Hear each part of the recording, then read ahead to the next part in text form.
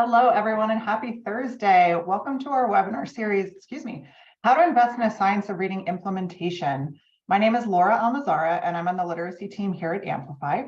Today's webinar is being recorded, and we will email out the recording link for you to rewatch as you'd like.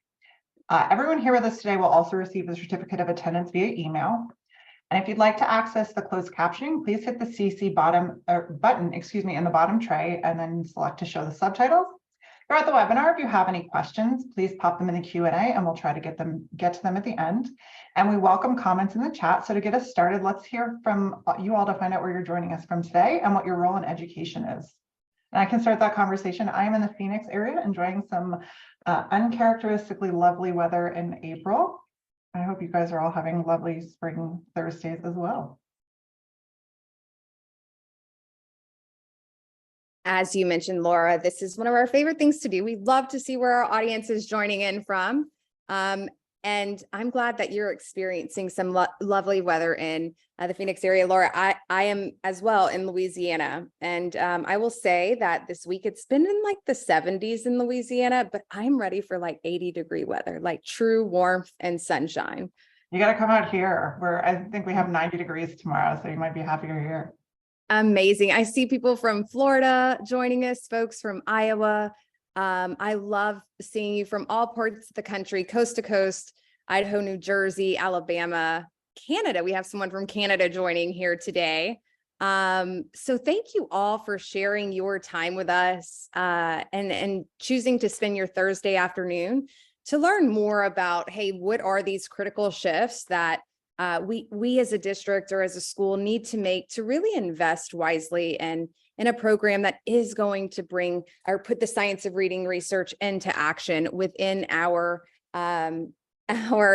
district. So I just laughed out loud because I saw someone said jealous of the weather. I know it's all relative. I just spoke with someone yesterday that had just experienced snow the day before.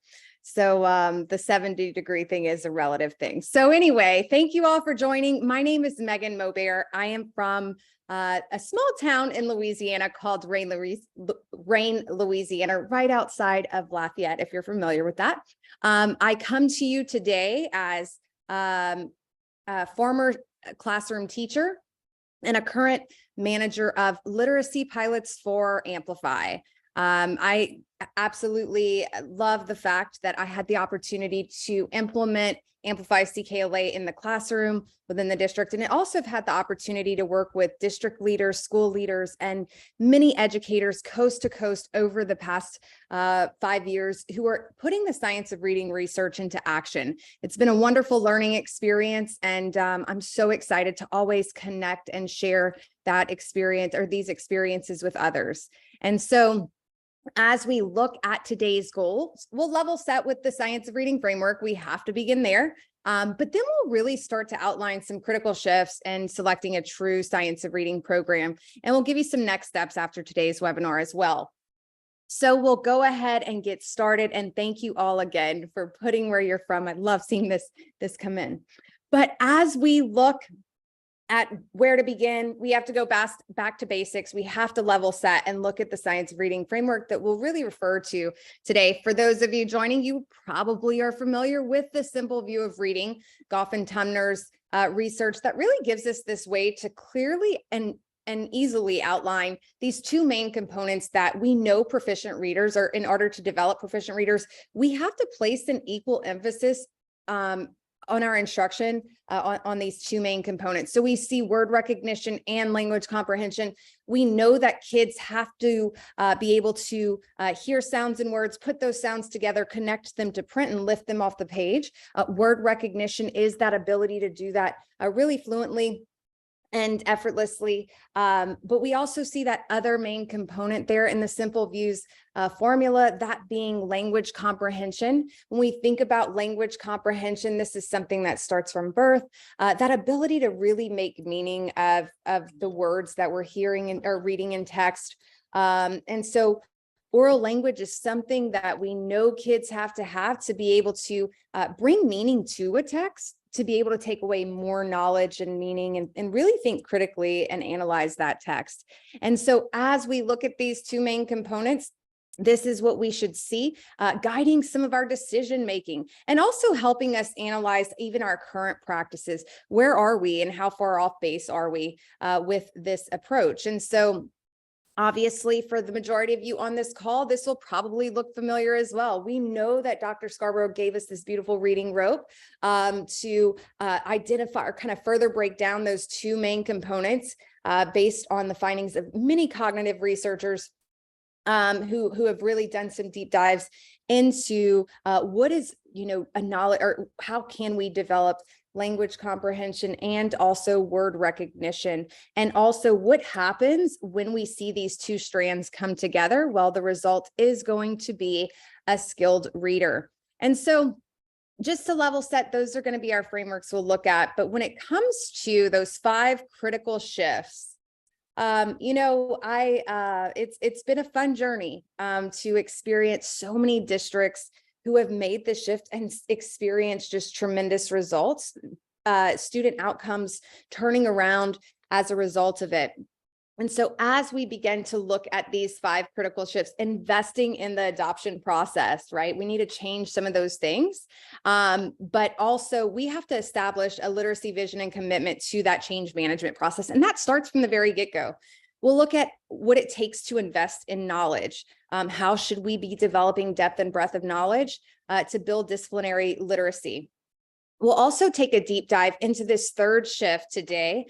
What does it mean to invest in a full solution? How are we really integrating our knowledge-rich approach or our knowledge-building approach with explicit systematic foundational skills? What does that truly entail?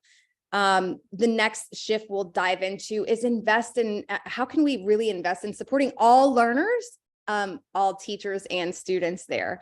How can we provide instructional resources that are really aligned and making sure that all students are achieving? And then that last one is investing in your literacy ecosystem. So how can we make sure that as we're looking at core programs or other components or making some shifts in our literacy ecosystem within a district, how are they going to work with our MTSS framework? We always have to keep that in the back of our minds and knowing that this is a process. And so is this decision going to align with a decision further down the road that we know we need to make? So we'll start with this very first shift, and this is investing in your process, your adoption process. And the way that we can invest in that is really spending time reflecting on the past, building some new knowledge, but also thinking about how this process will probably look a lot different than your last adoption process. This is a list of things to think about within the district, and many district leaders that I've worked with over the past 5 years have done a wonderful job of really kind of outlining, hey, this balanced literacy process that we utilized, this worked for us 10 years ago, but as we step into trying to evaluate science-based reading programs, how does that process need to change?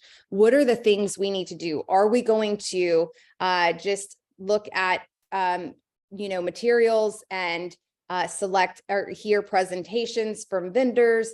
Are we going to select a core curriculum that way? Or are we going and go straight into implementation? Or are we going to pilot to really collect some qualitative data about maybe some other instructional shifts or systems level shifts that we need to make across the district to set all teachers up for success? So a variety of different things to consider, and many factors within your district are going to affect those kind of things to consider. But some of the most impactful things I've experienced is when district leaders will stand in front, superintendents or district curriculum directors will stand in front of their group of teachers who are on their committee, and they bring up data that actually looks the exact same from when they started teaching within the district, maybe even 20 plus years earlier. And so it's taking that ownership of and being vulnerable to say, hey, our scores or our reading proficiency levels have either, obviously they are not where we want them to be. And also maybe the majority of districts, they are not sending them, 4th and 8th grade students are not proficient readers, or the majority of them aren't. But really and truly, even if we have 60 or 70% of kids reading on grade level, what is it going to take to move the needle forward to get 95% of students reading on grade level? That's the goal. Every day we should be driving to school thinking, what is it to, what can I do better? And if that means that I have to really reflect back on the past to make a change in the future, then that's where we have to start. So obviously this is NAEP data, but this is just that indicator of, hey, be vulnerable about the data. We've all contributed in some way. And so now it's this call to action to make change. Another thing that I've seen many district leaders do, and also that we see in a successful or really kind of strong adoption process, is using those outside resources to narrow down high quality instructional materials. Ed reports is definitely something that many districts or schools will turn to initially. But I've also, many districts and schools that we work with also turn to resources like Louisiana Believes or Nebraska's Instructional Materials Collaborative. Whenever we look at even the research or articles that are published, or even those state initiatives, we have to ensure that we are aware of the state legislation that's within our states, but also to make sure we're making decisions that are aligned with that legislation, but really diving in deeper as well to those state approved lists and things like that. Now, I mentioned Ed reports here, and I can go and share with you, hey, listen, Ed reports has 2 different sections, and I can utilize Amplify CKLA for this, with looking at that K-5 approach with text quality and building knowledge and also usability. And based on those characteristics, obviously Amplify CKLA has an all green rating there. But if we think about the science of reading and the simple view, we also know that that foundational skills approach is so critical. And thankfully, Ed Reports does have a section, or does have a way to evaluate how, give all green ratings or ratings for foundational skills programs as well. And Amplify CKLA's foundational skills program did receive an all green rating because of the standards and research-based practices. So this is a great kind of way to identify those kind of other components or characteristics that we should see, in addition to the implementation, support materials, and assessments. Now, I can go to Ed Reports, and obviously Amplify CKLA does have that, is highly rated. But I love what Dr. Brittany Bills from Grand Island has shared in this in this video from a webinar that she was recently on with Nebraska educators, as she makes a statement. So I'll let you listen. Thing I always say, like, Ed Reports is great as a starting place, right? But all greens are not created equal. And so I always encourage districts to undergo their own kind of process of evaluating materials using a rubric. One thing I always say, like, Ed Reports is great as a starting place. As we listen to that, not all greens are created equal. And so what else do we need to continue to do? We really need to utilize resources that are helping teachers and also school leaders and anyone involved in that process identify some characteristics of some instructional shifts and things we should see happening within daily lessons and also across the curriculum. If you have a large multilingual population, how can you use the National Committee for Effective Literacy to really develop even your own bilingual evaluation items? And I've worked with districts who have done that work. Using the culturally responsive scorecard composed by NYU is another great resource. But something when it comes to evaluating lessons, and we think about rubrics for evaluation, whether it be looking at curriculum materials or during a presentation or even during a pilot implementation, we really understand as educators that this is going to require change, and change is never easy for anyone. In fact, it requires us to stretch and grow.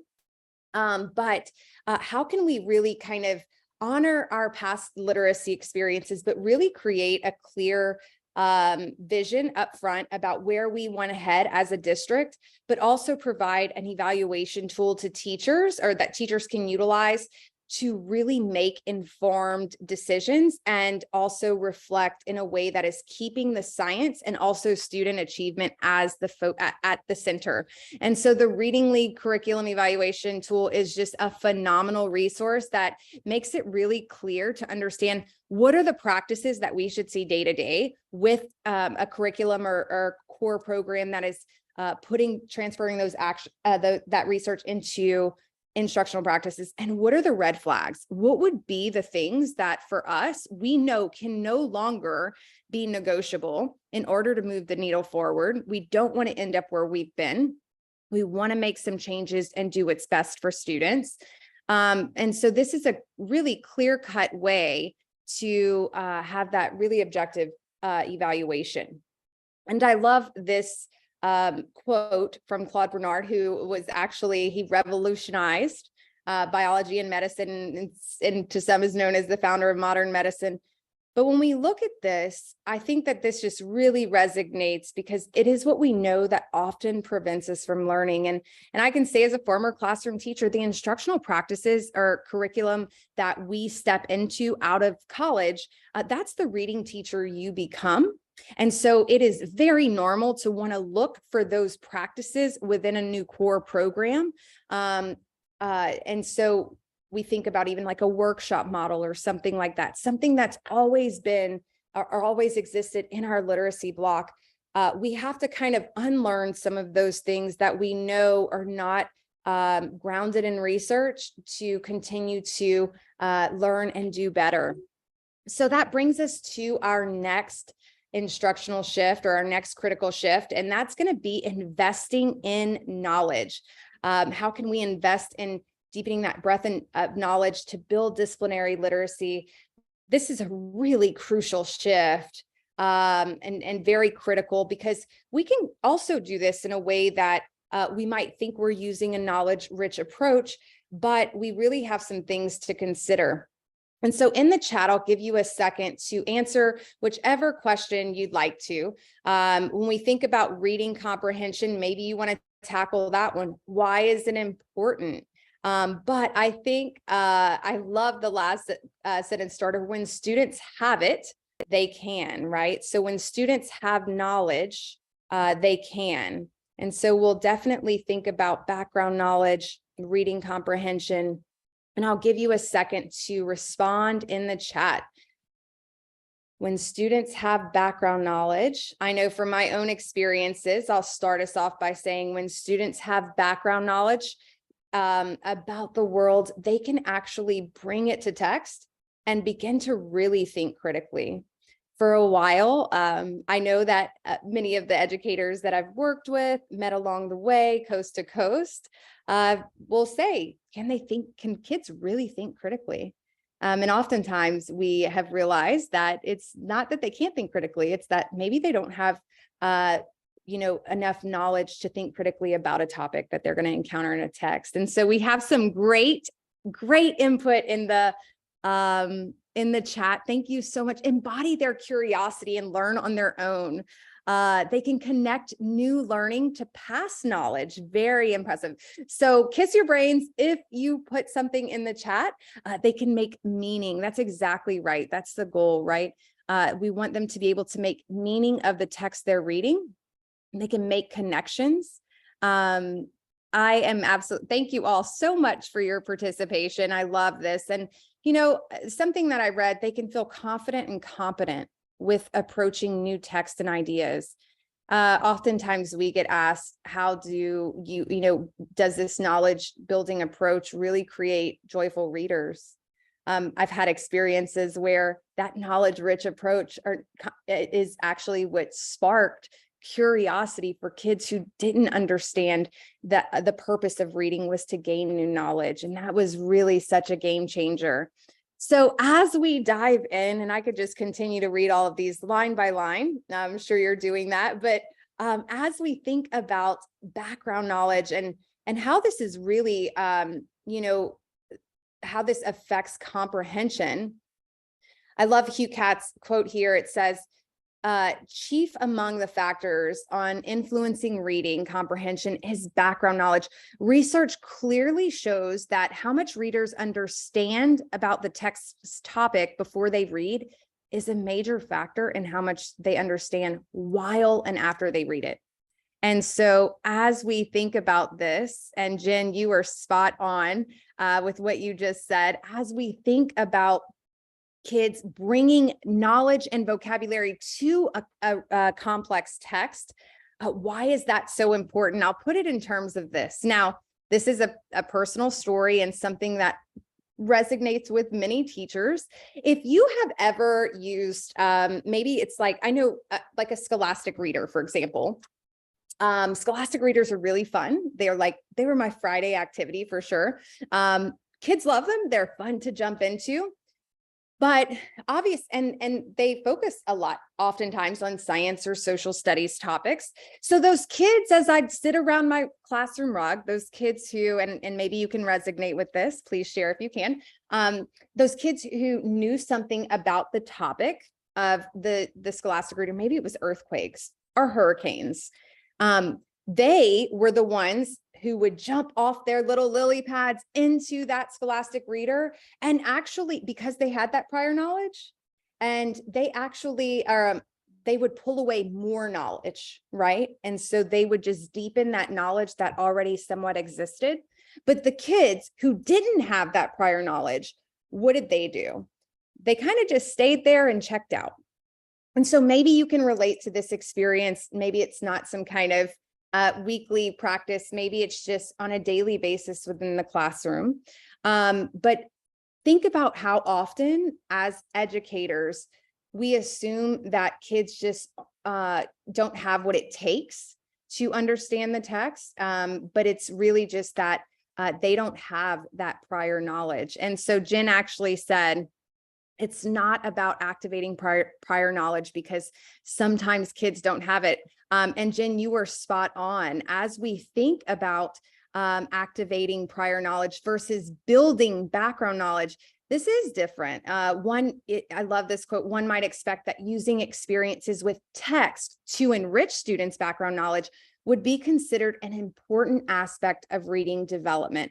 However, with some notable exceptions, more attention has been paid to activating students' existing knowledge than building knowledge. And that is so true. We cannot assume that or use that strategy any longer to activate prior knowledge, because that popular strategy that many of us, I would venture to say, have used, that is not something that we should rely on, because oftentimes kids just don't even have that prior knowledge to activate. We as educators are responsible for bringing that knowledge to them.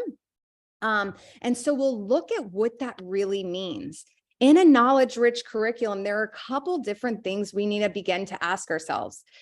Is our curriculum building knowledge coherently within grade levels? So are we doing this in a way that is helping students build knowledge and vocabulary around a variety of different topics, but also that vocabulary is going to be connected within different or build across the year as well? Are we giving students an opportunity to deepen that knowledge within our grade levels? But the next question is also something that, whether or not you're using a knowledge-rich curriculum or you're looking or evaluating one currently, this is a question that we have to ask ourselves as well. Is our curriculum building knowledge coherently across grade levels? So this is really critical, because if we think about maybe thematic units, maybe we have like the best thematic units in our grade level, across our grade level team. We're really good at doing this, but once students leave the classroom or that grade level, are they able to deepen that depth and expand on that knowledge that they acquired within your grade level or within your classroom? It is imperative that we use a knowledge-rich curriculum that's building content knowledge about the world, not just within the grade level, but across grade levels. So here's an example of Amplify's CKLA's core knowledge scope and sequence. We can see that these knowledge domains, there are about 9 to 12 different knowledge domains per grade level. But also it's important to know that this was intentionally designed to build background knowledge and vocabulary across those grade levels, within those grade levels, but also we see these science and social studies and literary topics. This is for the purpose of exposing students to explore these knowledge domains that are really going to give them knowledge about the world as seen through the eyes of many different groups. And it goes back to this: in order to think critically about a text, students have to bring some background knowledge and vocabulary to the text to take away more information, thinking about the scholastic reader's experience. But it's through the worldly topics, the variety of worldly topics from the start of school, that we can do this. We can build this prior knowledge over time and expand and deepen that breadth of knowledge that really is going to enable critical thinking and analyzation. When we think about our time with kids in these elementary years, this is such a crucial period for them. We have to capitalize on our time with them by exposing them to a variety of these texts, staying in one knowledge domain for 9 weeks, getting across, only learning about 4 different knowledge-rich topics within a year. We are really limiting or constricting students' ability to have a variety of different content knowledge. They're going to experience a variety of different texts across their lives. We have to really provide them opportunities and capitalize on our time with them by expanding or really seizing the moment, expanding or capitalizing on that opportunity to expose them to as much rich worldly content as possible. And so this is very critical that we do this. In CKLA, students actually study more than 2 times the knowledge domains than other knowledge building programs. That's something we have to consider. Are we giving them that opportunity to deepen that depth and breadth of knowledge over time around a variety of different topics?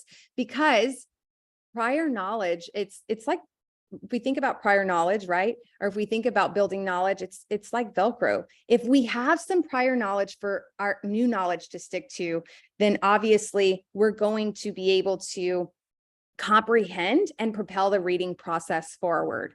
And so this is just a very great thing to, or image to kind of think about, to ponder on, is as a K-5 approach or even a K-8 approach in our schools, in our district, in the programs we're evaluating, wherever you are in this process. Are we capitalizing on our time with kids to give them the best opportunity to encounter a variety of texts down the road and have some prior knowledge? And if we aren't, then we really need to reconsider those things. Now, as we look at this true or false, feel free to put this in the chat, true or false. First, students learn to read and then they read to learn. Is this true or false? So I'll actually give you an opportunity to respond. So I see a mix here. I love this conversation. Is this true or is this false? So as we think about students first learning to read and then they read to learn, I'll put it in this context of like, learning to read for so long has been thought of as this ability to read fluently. And then reading to learn, like once you can read fluently, then we can actually take away some knowledge from the text. And as we look at this, we can see that this is a false dichotomy. So 2 phrases are often presented as if they represent a sequence in students' reading development: learning to read, reading to learn. The assumption that is underlying these terms is that students need to recognize words before they can begin learning content from text. And so as we look at this, we can see that, how can we actually expose students to those topics in a way that would be developmentally appropriate? When we think about topics such as early world civilizations and learning about those as early as 1st grade, or thinking about astronomy, geology, knowledge domains, those types of topics, how can we actually give students that opportunity to read to learn? And I love the way that Dr. Sonia Cabell from the Florida Center for Reading Research actually talks really specifically. She did a research study on on CKLA as well. And she talks about this opportunity to leverage this research. We cannot wait for students to go, to become skilled in their decoding before we start exposing them to science and social studies and literary topics that they're going to need to learn deeply about in middle school and high school. We have to capitalize on our time with them, not just with the sheer variety of topics that we're going to expose them to within and across grade levels, but also in that daily approach. And so we can capitalize on this research that demonstrates the relationship between listening comprehension and reading comprehension to do that. What that means is and we can see from this research that listening comprehension far outpaces reading comprehension until the age of 13.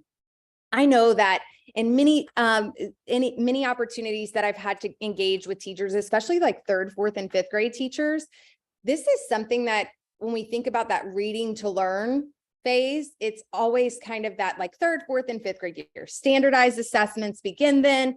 That means that students should be able to read to learn. But when we look at this research, we know that we can't just wait until those grade levels. We have to start building that background knowledge from the beginning. We can do that with a daily oral read aloud that is going to build background knowledge about the topics that we saw in that knowledge sequence, even within CKLA. That means that to build knowledge in K-2, we are going to take the lift of decoding off as educators.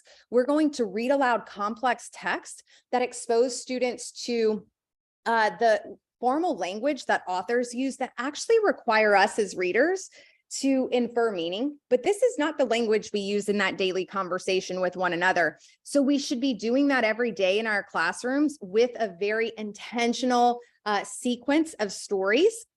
And we'll see that shift instructionally and what we're asking students to do when it comes to engaging with those texts. We'll see that happen differently in those upper grades, 3rd, 4th, and 5th grade, as that reading comprehension ability begins to catch up to listening comprehension ability. And so it kind of goes back to the difference between activating students' prior knowledge and also building that background knowledge. So what you won't see in like a CKLA lesson, and what you shouldn't see in your knowledge, in that knowledge-rich curriculum, is that we aren't activating it. We're not assuming that kids have that prior knowledge. We are actually going to build that knowledge. So that way, in today's lesson, from today's story, so in tomorrow's lesson, everyone can jump off the lily pad and engage with the topic, and that's really giving all students the opportunity to engage in the instruction at similar levels of understanding. So what we can't do is assume that what kids know from the outside of the classroom is what's going to build the knowledge required for the instruction. We have to deliver it to them in a way that is building intentionally day to day, not haphazardly. And also, when we think about these knowledge-rich domains, this is a great opportunity to really bring in authentic trade books, to enrich the learning and just provide a variety of different perspectives. CKLA does do that, and that's something that we should see in our knowledge-rich classrooms. But also, when we think about having opportunities to further develop that, we will actually, many of our districts will actually partner our knowledge research units to give students the chance to go even further than just those trade books. And these are actually focused or centered around a set of trade books. So when we think about investing in knowledge, think about this. Students deserve the full glass, not just a sip. We don't want to limit our time with them. We want to capitalize on exposing them to a variety of different topics over time to deepen that knowledge and vocabulary over time, giving them more of an opportunity or higher chance to encounter a variety of texts and actually bring some background knowledge and vocabulary to those texts. This takes us to shift 3. As we look at shift 3, investing in a full solution is going to be something that as districts or as a district or as a school, as we really look at making these shifts, we can go back to the simple view and think about that full solution. If we have that knowledge-rich approach, that's fabulous. And at the same time, we know that obviously it takes two components, two strands to do that. But when it comes to the program structure, this is something that really, really matters. And why does it matter? Well, we have to think about the resources, the high quality instructional materials that we're putting in teachers' hands. Are they really fitting together and aligning? Are they actually focusing or developed from this simple view? Were these programs intentionally designed from their inception with the simple view in mind? And that's exactly what we'll see in a strong science-based reading program such as CKLA. As you look at that program structure, are we placing an equal emphasis and amount of time each day within that block, that literacy block? But also when we think about the way that the brain is developing and becoming skilled in decoding and developing those word recognition skills, that's something that we should see in a foundational skills block. And we can actually take that lift of decoding off to develop rich worldly background knowledge in a knowledge or a knowledge block, or in the CKLA knowledge strand. We should see this instruction integrating in those upper grades. And that's exactly what you see here with CKLA's 3rd through 5th grade strand, where we're using rich worldly content knowledge to drive all of our ELA instruction. But let's say that you have that knowledge rich approach down. Let's just look at word recognition. We'll use Amplify's CKLA's foundational skills program to walk us through some examples of this.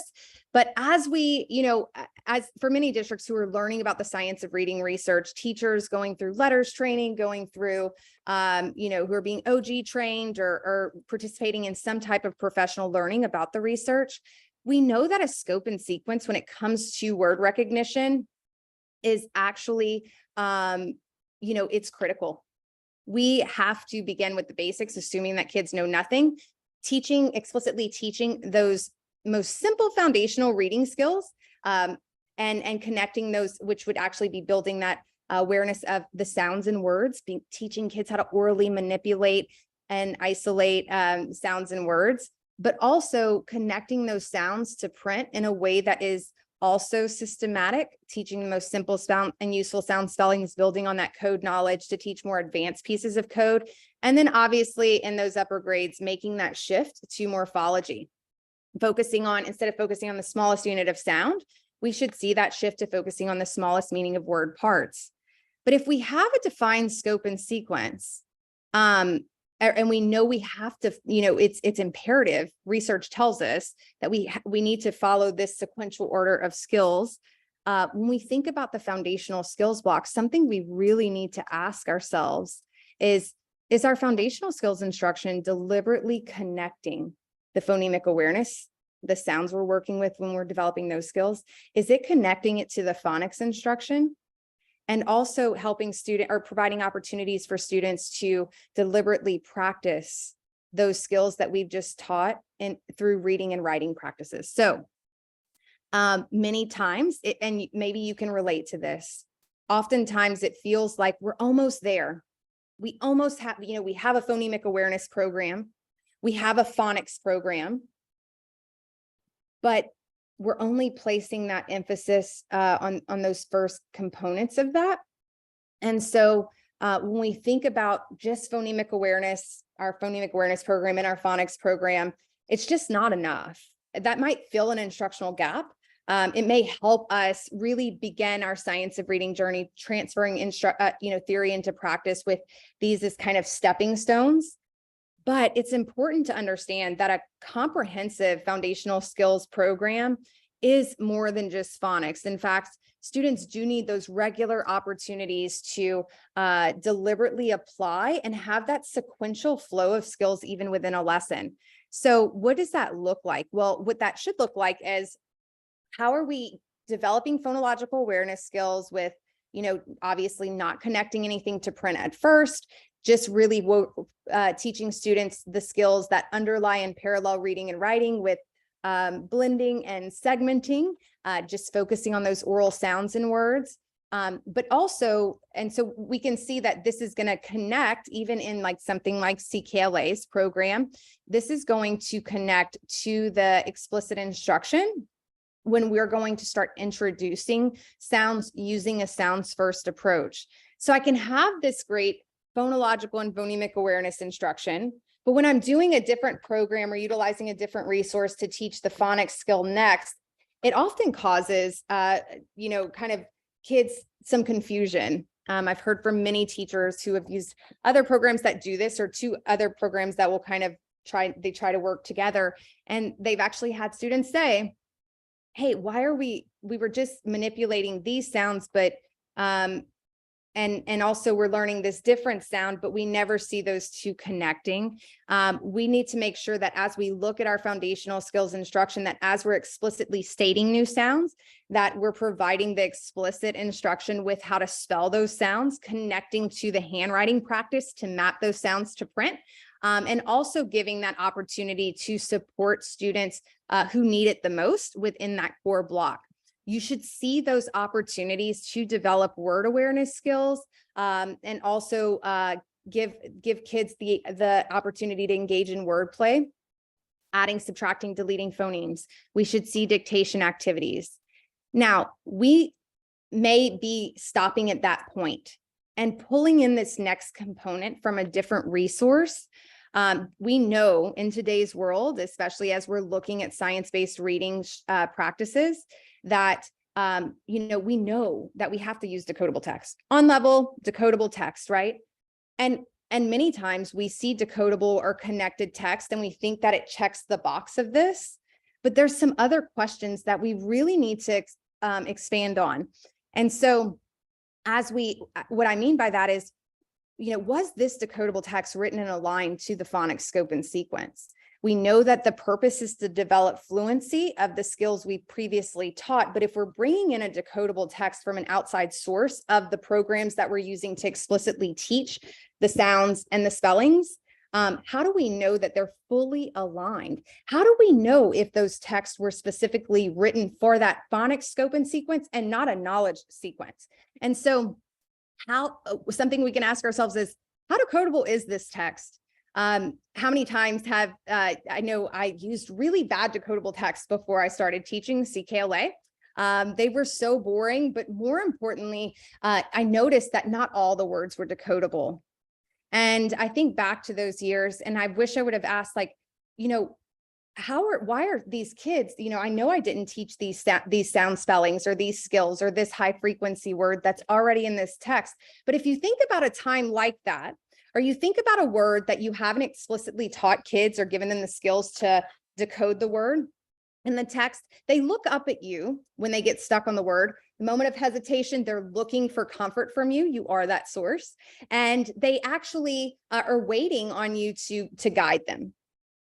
But when we haven't taught the skill, how can we go back, or how can we even provide them with the blending, the strategy that we know is a best practice grounded in research to help them decode that word that they may be stuck on, that word that's not yet decodable or easily recognizable by sight. And so as we think about this decodability in a text, we have to make sure that we're using text that were aligned to the phonics scope and sequence, where everything has been explicitly taught, because we don't want in CKLA, but also in a true science of reading program, students shouldn't be asked to apply those unreliable reading strategies. And if we haven't taught a skill, we can't go back to blending. They don't know the sounds yet.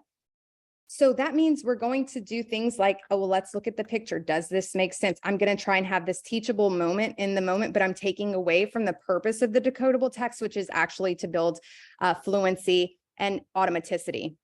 And so as we look at these decodable texts, if you've had a bad experience with decodable text, and what I mean by that is not only the level of decodability being only like 75 or 80%, so it's kind of tricky, you're still having to teach kids to use those unreliable strategies versus not, maybe it's that it hasn't had a plot. I know this has happened to me as well.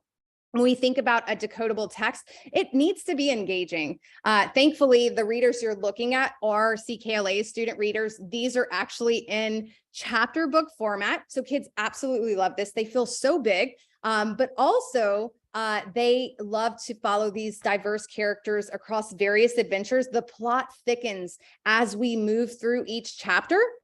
Students are pulled into this text, which means that we can actually ask those rigorous comprehension questions to students that we need to.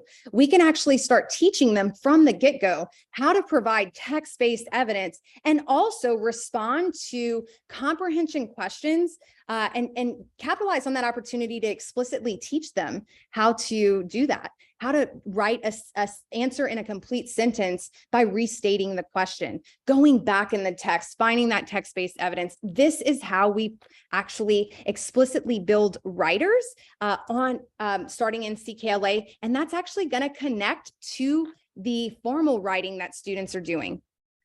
This was a huge light bulb. If you think about if you were a K2, K3 teacher, and you think about the times writing is hard to teach. And I would say the majority of educators would agree with me on that, just in my experiences with meeting them.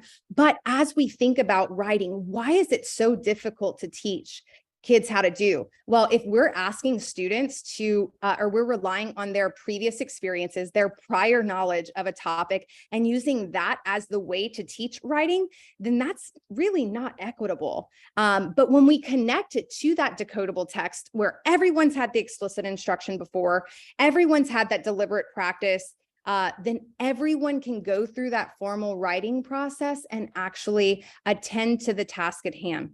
So when we use one comprehensive approach when it comes to foundational skills, but also with that knowledge approach, we will see that cohesion, that puzzle that's actually coming together here. And we aren't actually kind of swimming against the current. That's what it always feels like or felt like to me. And also when I speak with teachers who are doing that. So that takes us to our next and fourth shift, which is invest in supporting all students and teachers.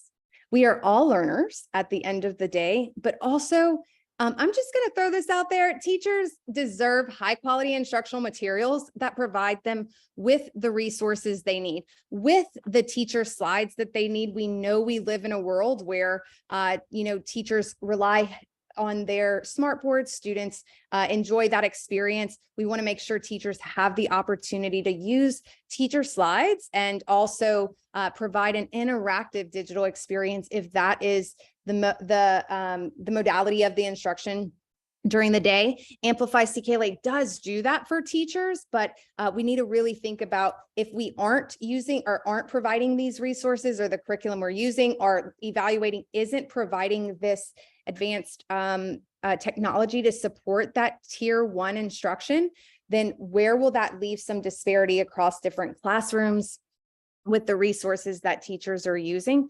Not necessary to teach Amplify CKLA, but just giving teachers those options to do that. But this is an option, or this is a resource that we definitely want to provide all students with.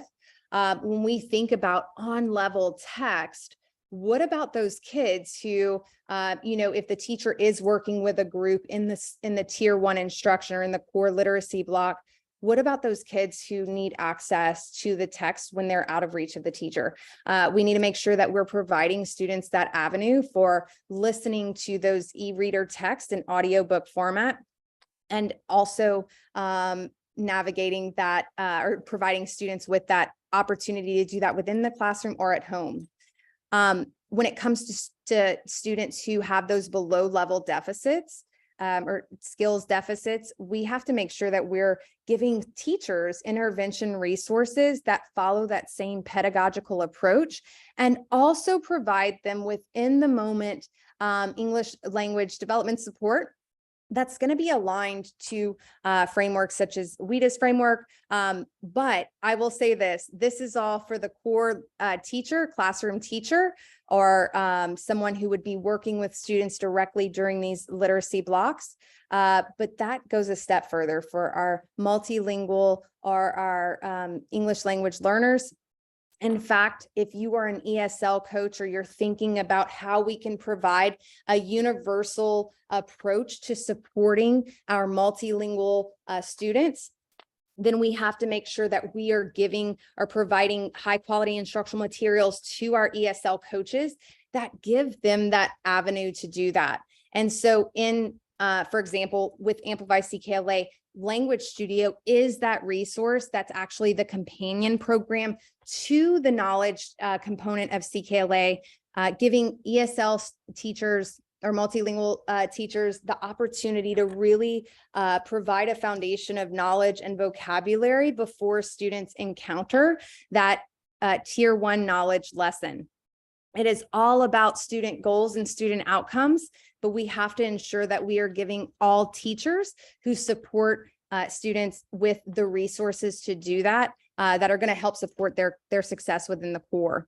And so as we think about, going back to the simple view, maybe you do have a high multilingual population, but maybe biliteracy is a goal in your district. If that is an initiative, it's imperative that we are using programs that is going to align to the English instruction that's happening within the core, and providing students that Spanish instruction that is also grounded in the science of reading research, and providing teachers and students parity with those solutions.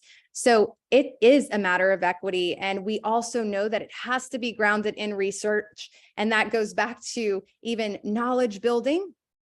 Being, those topics in text, being original text, but also those trans-adapted text, and also using an approach in the foundational skills program for CKLA for Amplify Caminos called Lecto Escritora, that is actually taking the research with how students learn how to read in Spanish and putting that into action. So we have to give everyone the high quality instructional materials to really change student outcomes.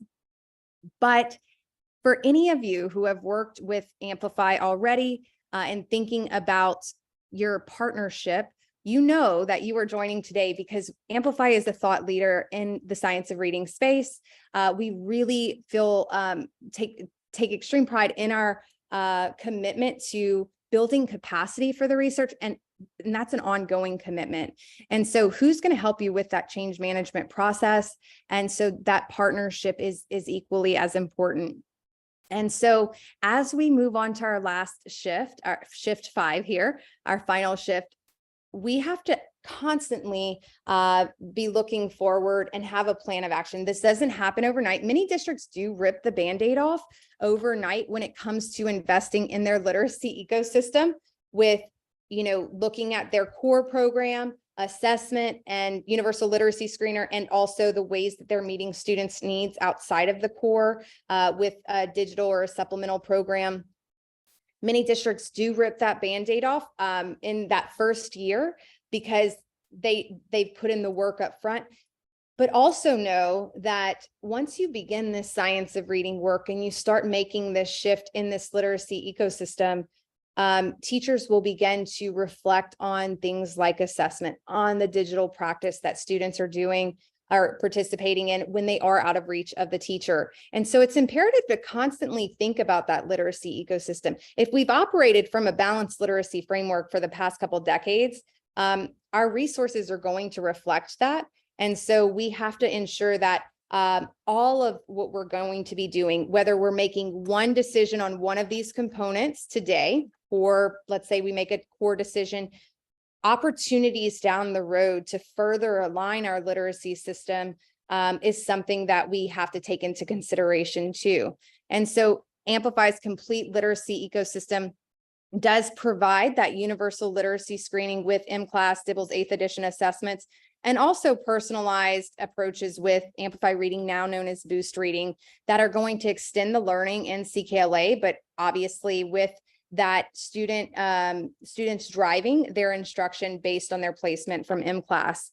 In addition to just that literacy suite, we do have a total biliteracy suite as well that does provide that parity for districts and teachers. So what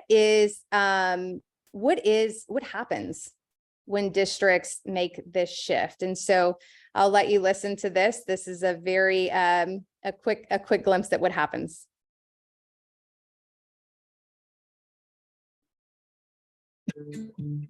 How did it feel when we first got met?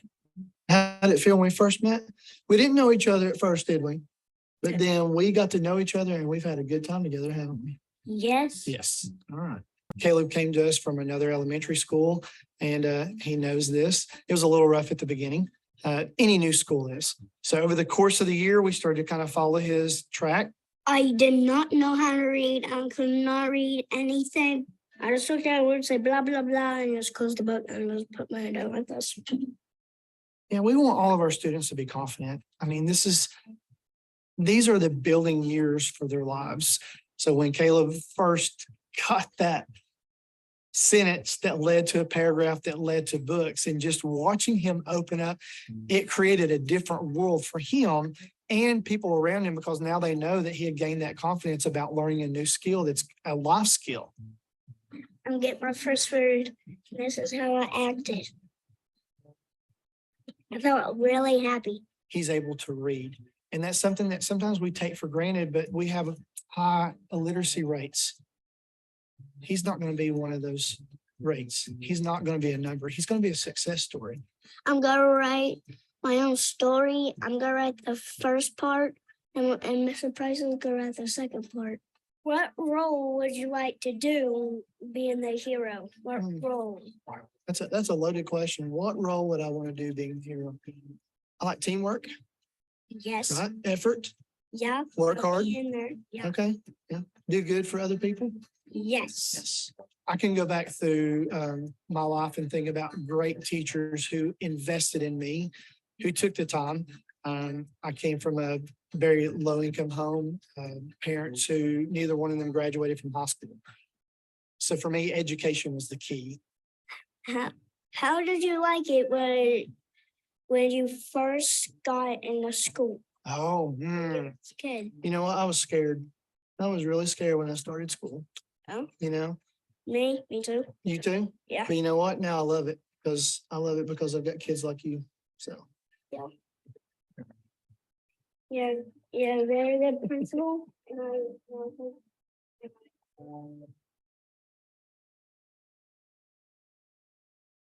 So that is what it takes and what happens as we see districts and school leaders making those shifts. I want to say this: if you don't have a friend or a partner or a network and you're trying to do this work, please reach out to us at Amplify. We will put you in touch with our, we have such a strong network of district leaders and school leaders who have made these shifts that they can help you with your process, make sure that you are aware of all of the things that they learned along the way. And so that's really exciting, but also as you, and I deal with it every day in literacy pilots, from classroom teachers to school leaders to district leaders who are experiencing these shifts during that pilot implementation. And so please, as I mentioned, reach out if you need someone to help provide you with that experience or share their experience with you. Also, as you look at these shifts, next week, or I'm sorry, in May, our very own Susan Lambert will be joined by Christian, and they will be tackling how to really take advantage of, all of the stimulus funds to really kind of, as I said, respond to that call to action to truly make change within your district for the future generations of and building and working towards building proficient readers. So as we wrap up today, I just want to say this: thank you, thank you, thank you. Thank you for joining. If you aren't already registered for the next webinar, please go do so. Laura has dropped in the registration, and we are very grateful for your time. And I hope that this has been informational to you. And thank you for your participation. Oh, good. Yep, that's what she looks like. So join her there. You'll be able to see her live. So thank you all, and have a great Thursday evening. And Thank you for your commitment to literacy.